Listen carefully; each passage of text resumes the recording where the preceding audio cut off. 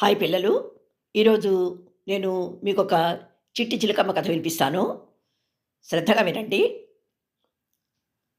పూర్వం భద్రికారణ్యంలో దేవాంశుడనే ఒక బోయవాడు ఆ ప్రాంతంలో విరివిగా కాసే జామ, రేగు, నేరేడు పళ్ళ కోసం వచ్చే వివిధ జాతుల పక్షుల్ని వలవేసి పట్టి, వాటిని చెరువులోనే ఉన్న నగరంలో అమ్మి సొమ్ము చేసుకుంటూ భార్యాపిల్లలతో సంతోషంగా జీవిస్తూ ఉండేవాడు.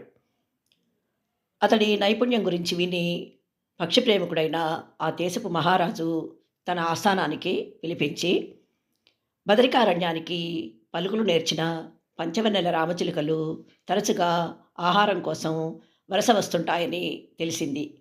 అలాంటి ఒక్క చిలుకను పట్టి తెస్తే నీకు 1000 బంగారు నాణేలు బహుమతిగా ఇస్తాను. ఎలాగైనా సరే వెతికి పట్టుకురమ్మని హుకుం జారీ చేశాడు. బంగారు నాణేల మీద ఆశతో దేవాంశుడు నిద్రాహారాలు మాని పలుకనేర్చిన రామచిలుకల కోసం అడివంతా గాలిస్తూ ఉండగా, ఒకరోజు జామ చెట్టు కొమ్మ మీద ఓ అందమైన చిట్టి చిలుకమ్మ కనువిందు చేసింది. అతడు వెంటనే దాన్ని ఒడుపుగా వలవేసి పట్టుకోగానే అది రెక్కలు టపటపలాడిస్తూ ఆకాశంలో స్వేచ్ఛగా విహరించే నన్నిలా తాళ్లతో కట్టిపడేయటం నీకు న్యాయం కాదు నేస్తం. దయచేసి విడిచిపెట్టు అని జాలిచూపులతో బ్రతిమాలింది. దాని ముద్దు మాటలు విని దేవాంశుడు సంబరపడిపోతూ, కష్టపడి నిన్ను చేజిక్కించుకున్నది విడిచిపెట్టడానికి కాదు, నా బ్రతుకుదెరువు కోసం. ఇంతకాలం ఎన్ని పక్షుల్ని పట్టి అమ్ముకున్నా భార్యాపిల్లలకు కడుపు నిండా తిండి పెట్టలేని అసమర్థుడైపోయాను. నీలాంటి మాటకారు చిలుక దొరకడం ఇదే మొదటిసారి. నీ పంచదార పలుకులు మా మహారాజా వారు విన్నారంటే ఎంతో సంతోషించి నేను అడిగినంత సొమ్మిస్తారు. దాంతో నా దరిద్రం తీరిపోతుంది.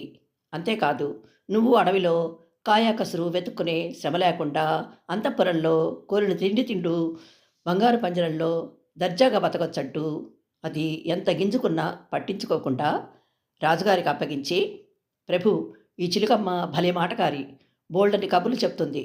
తమరు అన్నమాట ప్రకారం ఇస్తానన్న పైకం ముట్టజెప్పి నాకు సెలవిప్పించండి అని ఎంతో వినయంగా విన్నవించుకున్నాడు.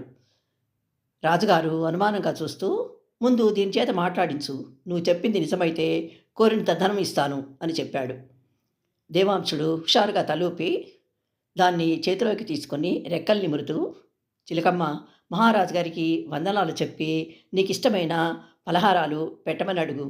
నీ పలుకులు వినాలని సభలో అందరూ ఆతృతగా ఎదురుచూస్తున్నారు అంటూ బుజ్జగింపుగా బ్రతిమాలాడు. కానీ అది ఉలుకు పలుకు లేకుండా దిక్కులు చూడసాగింది.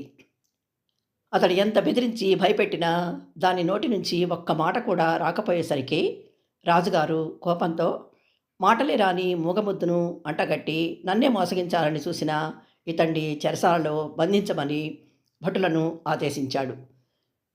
దేవాంశుడు భయంతో వణికిపోతూ, లేదు మహారాజా, నేను అబద్ధం చెప్పలేదు. దీని పలుకులు నా చెవులారా విన్నాను. ఇప్పుడు ఎందుకో మీ ముందు నోరు తెరవడం లేదు. ఇందులో నా తప్పేం లేదు. డబ్బు ఇవ్వకపోయినా పర్వాలేదు. పెళ్ళాం పిల్లలు కలవాడిని మన్నించి విడిచిపెడితే అదే 10,000. అడవిలో ఆకులు అలమలు తింటూ ఆడుతూ పాడుతూ బ్రతికే ఆటవికుణ్ణి 4 గోడల మధ్య బందీగా బతకడం నా వల్ల కాదంటూ దీనంగా ప్రాధేయపడ్డాడు. రాజుగారు అతని మొర ఆలకించక శిక్ష అమలు జరపడం చూసి చిలకమ్మకు జాలేసి, మహారాజా, అతడు చెప్పింది అక్షరాల నిజం. నేను మాట్లాడగలను. కానీ దొరికిన కాయో పండో తింటూ స్వేచ్ఛగా జీవించే మమ్మల్ని తన స్వార్థం కోసం వెలకట్టి అమ్ముకుంటున్నాడన్న బాధతో తగిన గుణపాఠం చెప్పాలనే మీ ఎదురుగా నోరు విప్పలేదు. ఇప్పుడు ఇతడు స్వేచ్ఛా స్వాతంత్రాల విలువేంటో గ్రహించే ఉంటాడు. ఈ సృష్టిలో ఒక్క మనిషే కాదు, ప్రాణం ఉన్న ప్రతి జీవి స్వేచ్ఛను కోరుకుంటుంది. దయచేసి ఆ విషయం మీరు అర్థం చేసుకొని పెంపకం పేరుతో పంజరాల్లో బంధించిన నా తోటి పక్షులకు విముక్తి కలిగించండి. అలాగే పేదరికంలో మగ్గిపోతున్న అతన్ని క్షమించి ఏదైనా వేరే ఉపాధి చూపించమని వేడుకుంది.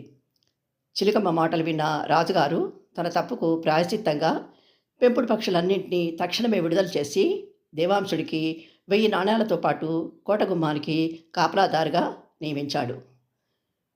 కథ విన్నారు కదా పిల్లలు. స్వేచ్ఛా స్వాతంత్రాలు మనిషికే కాదు, ప్రతి జీవికి అవసరమే. అందుకనే ఎప్పుడు కూడా స్వేచ్ఛా స్వాతంత్రాలతో హాయిగా జీవించాలని అందరూ కోరుకోవాలి. మరో మంచి కథతో మీ ముందుంటాను. అంతవరకు సెలవు. Thank you.